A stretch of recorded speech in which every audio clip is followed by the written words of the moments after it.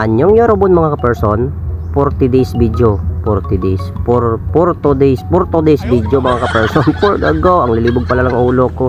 So ang gagawin natin ngayong mamaya ka-person ay maglalaya tayo sa punta port para may pabili tayo ng ulam. Ay ang gagawin ko pala ka-person, kung anong makukuha natin ngayong tuming umaga ay ibibinta natin. Kung sino makauna makabili ay sa kanya na iyan, kung magkano lang kanyang pera ay sa kanya na iyan. For the go. So yung mga ka-person, ay bitbit ko na pala ang aking laya ay papuntang port. So papakita ko na sa inyo mamaya kung ano ang gagawin natin. So ang ginawa ko muna ay sinusuot ko pala yung aking sapatos pang armor para sa mga talaba kasi ang rami na ng pilas na sa aking tiil. For the go. So yun mga ka-person, ay sinusuksok ko na pala ang armor ko para malayo tayo sa mga sugat-sugat kasi ang mga talaba doon ay meron na ako na sikapan sa aking mga tiil, yung mga pilas ng mga talaba na talong-talong pala yung mga talaba ng bagong baed. For the go.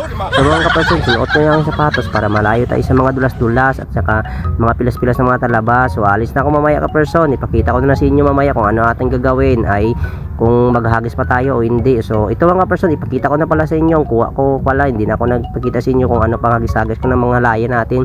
So ito lang, pinakita ko na lang sa inyo ang aking kuha. Ay yan lang yung kuha ang mga person, ay konti lang aking nakuha kasi ang baba pa ng dagat. Gusto mas marami sana yung ang dagat ay mataob-taob pa, ay mataas-taas ay low tide. For the go. So yung mga ka-person, yan na anong gagawin natin yan.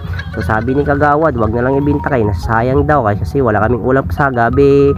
For the go. So yun mga ka-person, hindi na lang na iyan namin ibininta kay nasasayangan sa mga kuha ng mga pasayan. Ang sarap yan kasi pag ulam sa gabi. So yun lang mga ka-person, follow for more. For the go. Bye bye.